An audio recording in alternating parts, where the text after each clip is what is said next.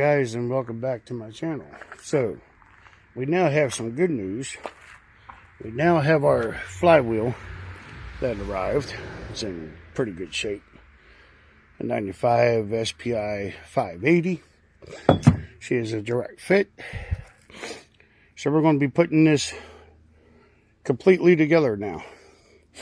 So hang tight, I'm going to get a few tools together, and then we're going to make this happen. Then we can see truly what she's going to be like for when it goes back home to the proud customer. So hang tight, I'll be right back. So now we got the flywheel connected, tightened it up, and then got it onto the shaft. So that's how far we gotten so far. So now we got some hoses we got to connect before we do the motor mounts, because you got to move the motor a little bit to be able to get your hand in there to be able to hook up the hoses. Then we'll work our way up and go to the throttle, choke cable, such forth and such forth. So hang tight, I'll be right back. Don't know how much of that video I lost. Thank you, T-Mobile. Piece of shit. So these two baffles down here is what's supposed to pick up the water and shoot them back out here with the bilge pump, which we do not have installed. I will advise the customer to get a bilge pump.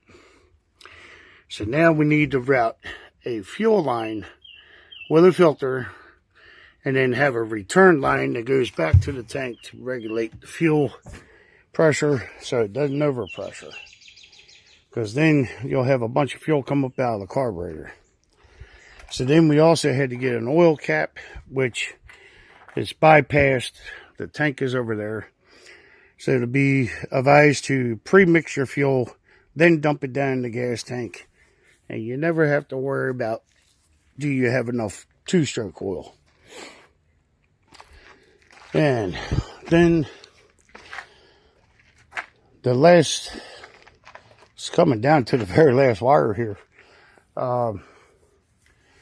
So I call the umbilical cord, but it's a disconnect switch, which you clip this to you, that plugs in, that switch is broke, and that's why she wouldn't start over. So we're going to make it to where it works. Then it has a foam flotation, so if it comes off of you, this will stay afloat. But if you know what you're doing, all you gotta do is hold that button in and hit the start button, she'll start up. Or yank the wire, cut it, connect them together, ready to go.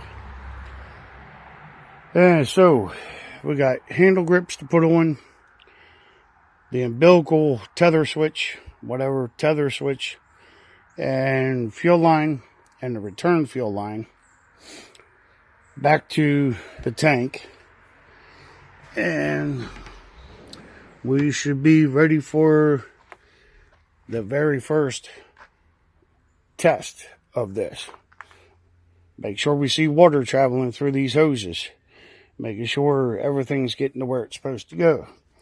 The overall end, water should be shooting out the back here, and also out the back down at the bottom. So what I'm going to have to do is, with this hose here, this is the main inlet. I'm going to have to take the hose off the back there and connect a IV bottle. That'll be water being gravity fed down. So it goes into the motor. It's going to empty that joke quick. So I think I got a big enough tank. What I could possibly do is take it down the hill with my truck, fill it up, and just use the water out of the bottom of a gray water tank from a camper, and then just let it sit down in there and just let this idle, and making sure we're putting our hands on the motor, you know, testing for hot spots and everything else.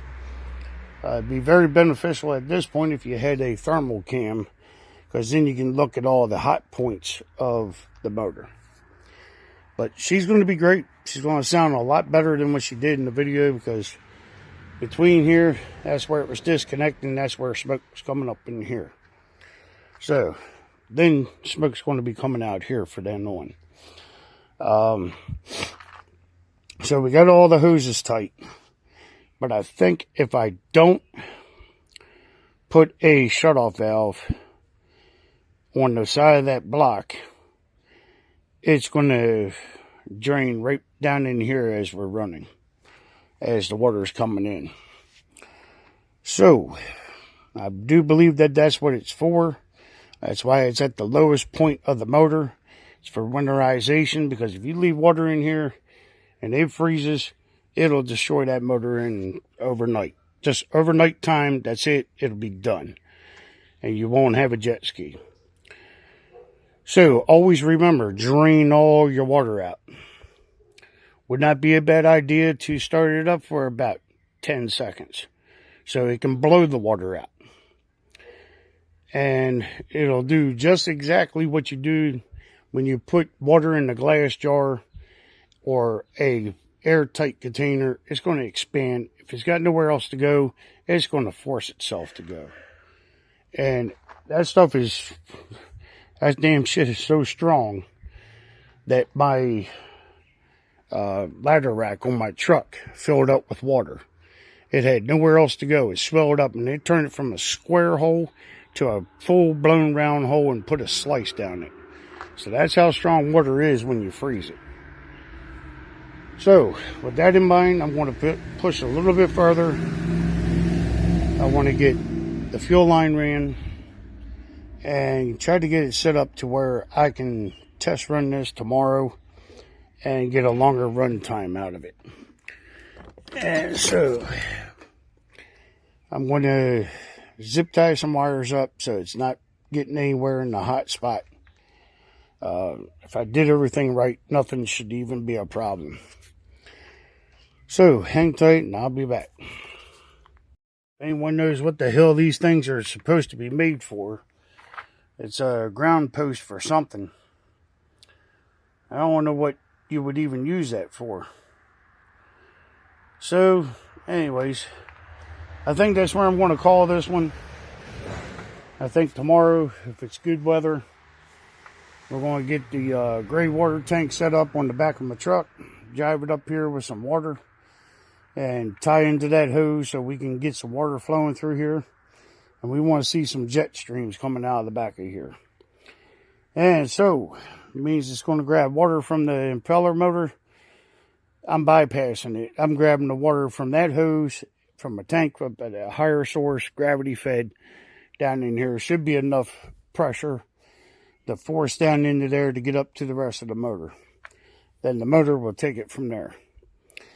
But if I'm not seeing water up in these upper hoses, then I ain't seeing the jet stream shooting out here, and I know something ain't right. So, yeah, I think that's where I'm going to call this one. I appreciate you all stopping in and watching. Please drop a comment in the comment section of what the hell that's supposed to be used for. Appreciate to know. So yeah, we got a fully functional jet ski, finally. So now it's just on the matter of testing it, making sure she's good. Got to put on some handle grips, which I have, and make this customer happy. And mount the tether switch up. So if you have any whoopsies, you know, it'll shut off on him, rather than setting a goose chase on a jet ski. So yeah, buddy. Looking good, doing good. Hope y'all come in and watch it next time. And please hit like, subscribe if any of this has helped you. There is other videos of me building this, so please go back to my channel. Look for other videos besides this. Got a cool 1927 T-bucket, a 1931 Model A that I'm building, that I got in the videos. Some cool projects that I've built and played around with. Some troubleshooting across some four-wheelers, some dirt bikes. There's a Polaris Hammerhead that I did a modification to with a dirt bike motor. There's a twin two-stroke 440 LTD Kawasaki motor out of a snowmobile electric start that I put on a Scrambler 400. You can look in my videos for that. And you can see my cat rescue. All kind of good stuff. So, it's not just only jet ski. I'm doing all kind of stuff. So, y'all come on back and watch me the next time. And get out and do something every day. You'll be glad you did. You'll thank your fat buddy for this later. So, y'all have a good one. I'll catch you later. See y'all next time.